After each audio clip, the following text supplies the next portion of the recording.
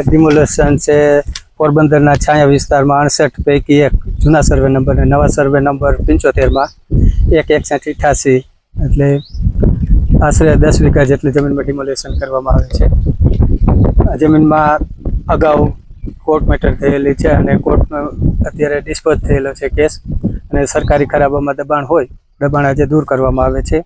આ જમીનની જંત્રી ભાવ મુજબ 1,35,97,000 જેવી કિંમત થાય છે અને બજાર ભાવ કિંમત અંદાજિત 4 કરોડ જેવી થાય છે અને જે આજરોજ દબાણ ખુલ્લું કરવામાં આવેલ છે।